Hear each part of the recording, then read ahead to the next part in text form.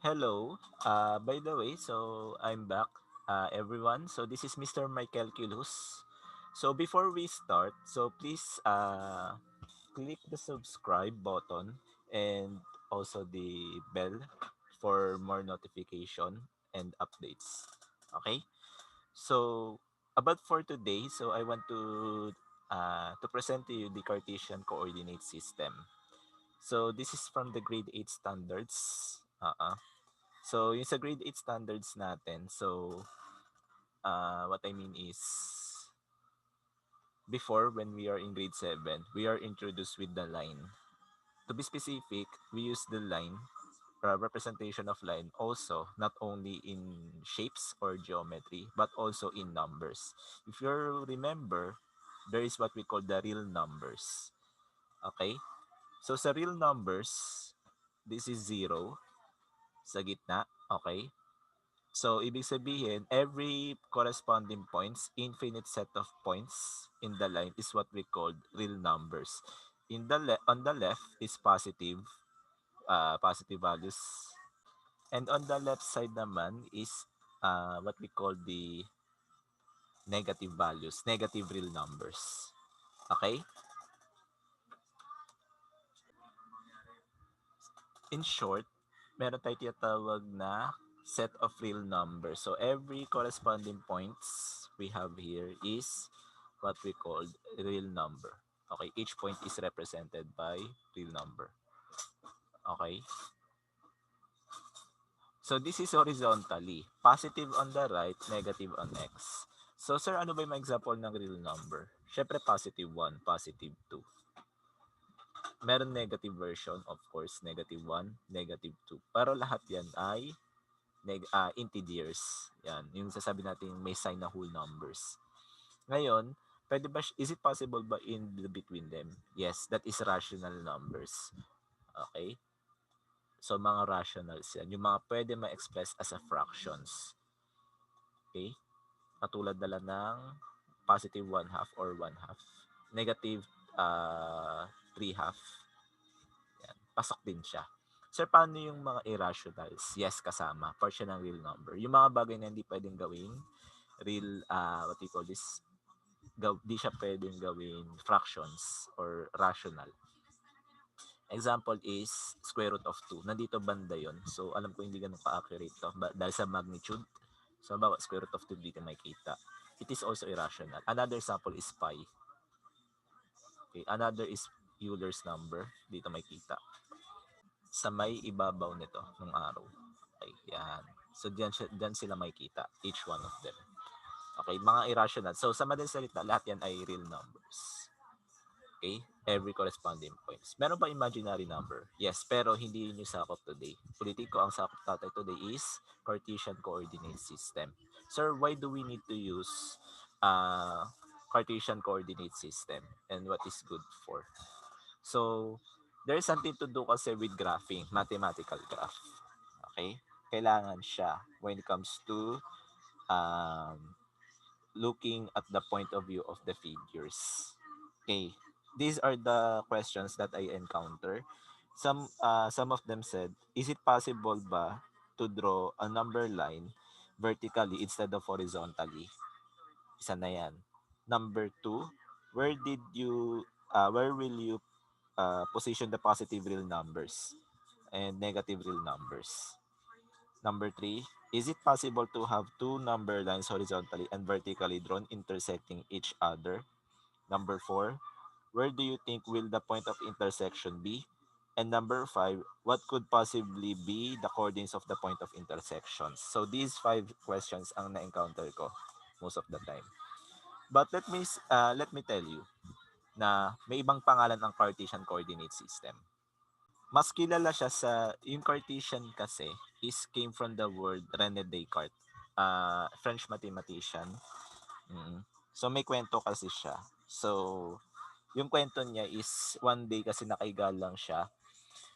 Wala siyang magawa. Isa siyang sundalo dahil ano siya, wala siyang magawa ngayon. Umidlip siya. Napansin niya na may lumilipad na langaw sa kisame nila. So, yung points na lipad ng langaw, let's say yung langaw represented by point, yung pwesto na pinaglalapagan niya, yan na yung Cartesian plane na kilala natin. So, mas kilala rin siya as rectangular. Okay, rectangular coordinate system. Okay? Coordinate system. Yan. Okay? Okay, so sa rectangular coordinate system, meron tayong x-axis. Yung horizontal line na natutunan nyo ng grades, what you learned from grade 7 is what we call the x-axis. Okay, so sa x-axis, ganun din siya. Okay, this is 0, positive on the right. So, yan yung ibig niya sabihin. Okay, ito yung original na number line natin before. Ngayon, what will happen, it will be added into another part. So, believe me or not, it is possible to draw vertical line vertically and it will be look like this. Okay? Yan. So, this is the rectangular coordinate system. Okay? So, ano ibig sabihin yan? Meaning, uh, positive si y when going up and going down is negative si y. Okay? So, ano, sir, since these are perpendicular lines, okay, so may mga parts yan. Ang tawag natin sa horizontal line is what we call x-axis. And the vertical line is what we call y-axis. So pag-uusapan natin is not only the signs but also the absolute value as the distance from the origin. By the way, ang tawag natin dito sa point O is origin. Or bakit nga pala letter O? Maganda kasi siya represent as 0. Okay, and we know that origin has the coordinates also, which is 0 is to 0. Okay, speaking of coordinates, ano nga pala ang representation ng coordinates? Any value must be, must have a reference. Ano yung reference na yon? Okay, value of x and then the value of y. Ang tawag natin dito, it is the representation of ordered pair. Okay, take note lang. This is what we call ordered pair. Okay. Pag coordinate naman pag-uusapan, iba naman yung sa coordinate, yun yung value. Okay, kailangan may specific na value. Okay? So, it will be like this. Sir, is it possible ba na iba-iba yung number? Pwede, but there's a restriction. There's what we call the intervals, which is consistent when it comes to values. Okay? Positive 2 on the right from 0, 4, 6, 8. Siyempre yung gitna niyan, 1, 1 na yun. Okay, 1, 3, and so on. Kahit anong number, pwede. Basta consistent yung interval. Okay? Sir, paano kung halimbawa, yung kabila, kailangan consistent din, kahit gaano kahaba. Pero dito, it will become negative 2, negative 4, negative 6, negative 8, and so on. So, negative values ang left. Ngayon, pag pataas, ganun din. Positive 2 naman yung nandito pataas. Medyo mahaba pa ng pagkagawa ko. Okay, positive 2. By the way, without the sign, positive yon. Positive 4, positive 6. Going down is negative 2, negative 4, negative 6, negative 8. Okay? By the way, ang tawag nga pala natin dito sa x value is, mas kilala siya sa yung x-coordinate o tinatawag natin abscissa. Okay, some textbook, ang tawag sa kanya, some textbooks I mean, tawag sa kanya is x-coordinate. Ito naman is yung y-coordinate. Tinatawag natin siyang ordinate. Siyempre, yung kabuuan na yan, ang tawag sa kanya ay coordinate of the point. Okay? Represented siya by a point. Okay, hindi line na, point. Okay, coordinate of a point. Isang point lang. Hindi siya line. One of the mistake, pa nagko-coordinate daw, may linya daw, parang imi-meet up daw yung, halimbawa, 3:4. Ganyan. Ginagawa niya, ganag-drawing sila ng line, tapos may point, which is mali.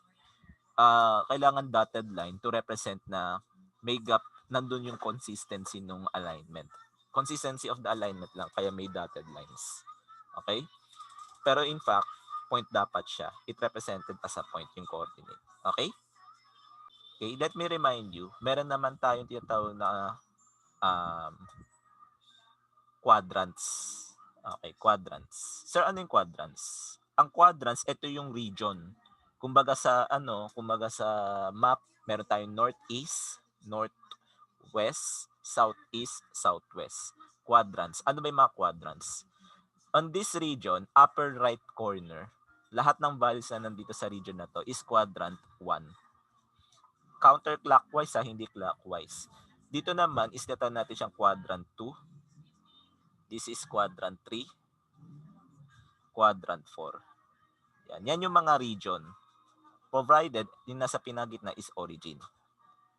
Sir, paano kung halimbawa, yung point is within in the line? Pwede siyang quadrant 1, pwede siyang quadrant 4 kung nandito, halimbawa lang. Okay? Lahat ng points na nandito sa region na to is quadrant 1. Lahat ng points na nandito sa northwest is tinatawag natin quadrant 2. Lahat ng points na sa southwest is quadrant 3 at lahat ng points na nasa southwest is quadrant 3, southeast is yung quadrant 4. Okay? Now, siguro I will erase lang lahat ng points. So that is the representation of a quadrant. That is the region. Okay? So that is the region of our Cartesian plane. Okay? Now, I have here some sort of examples. Point A, point B, hanggang point H. C, D, E, F, G, and H. Doon naman sa point A is 1 is to 2. Point B, 4 is to 3. Letter C is negative 6 is to positive 4. Letter D is negative 2 is to 0. E is negative 5 is to negative 3. F is 0 is to negative 2. Letter G is 6 is to negative 1. And letter H is 5 is to 0. Okay? So hanapin natin yung H points. So let's start. Okay, point A. Sa point A, positive 1 yung X. Diba? Ulitin natin na X is to Y. Positive 1. Nandito siya. Tapos yung 2, positive 2 sa Y. Okay? So, mag-meet sila dito. Okay? Yan. Ito yung 1 o yung 1 is to 2 o yung point A natin. Ganyan tayo mag-coordinate. Okay? Next, paano naman yung letter B? 4 is to 3. Positive 4. Okay, tapos positive 3. Nandito yung 3. Walang nakalagay pero at dito yung 3. Okay? Yan. Okay? So, nandito yung meet ng mga points. Okay? Ito talaga yung representation niya. Importante lang, yung dotted line ko lang naman is just for the alignment lang purpose. Okay? Nilakayan ko yung magnitude ng point para mapansin nyo na po yung representation. Okay? Next, sa letter C naman is yung negative 6. Ulitin ko lang, yung distance niya is from 0. Okay? 0, 2, 4, 6. Dahil negative going to left, ngayon pag going up, that will be, pagdating sa Y is positive 4. So, imi-meet up mo lang yung coordinates nila, dito mo na siya matatagpuan. Ulitin ko ang meet up nila, I will just use highlighter. Ito yung 4, pagdating sa Y, negative 6 yung X, nag-meet sila dito. Yan. So, that is point C. Okay? Point D naman, negative 2 is to 0. So, negative 2 yung X, tapos hindi man lang siya umangat. Ibig sabihin, nandito siya. Okay? Letter E, negative 5 is to negative 3. Kailangan nandito yung negative 5. Negative 3 is nasa baba. Yan. So, pag nag-meet up yan, dito siya makikita. Ito yung point E. Okay? Yung point F naman is 0 is to negative 2. Pansinin niya, magkaiba ang point D tsaka point F. Importante ba yun, sir? Oo naman. Iba yung X, iba yung Y. Wala siyang X0, pero bumaba siya into negative 2. Nandito yun. Andito yung point F. See the difference, pinagkaiba ng point F tsaka point D.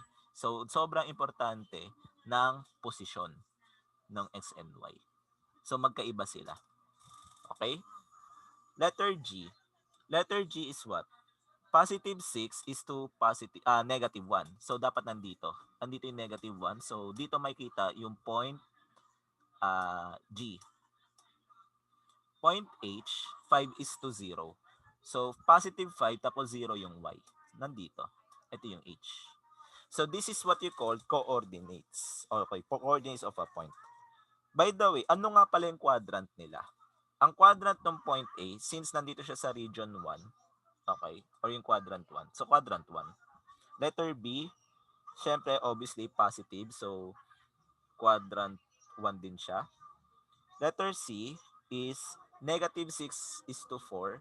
So, ito yung point C, nasa quadrant 2. Letter D is, paano yun, sir? Nasa gitna siya ng quadrant 2 tsaka quadrant 3. Saan siya papasok?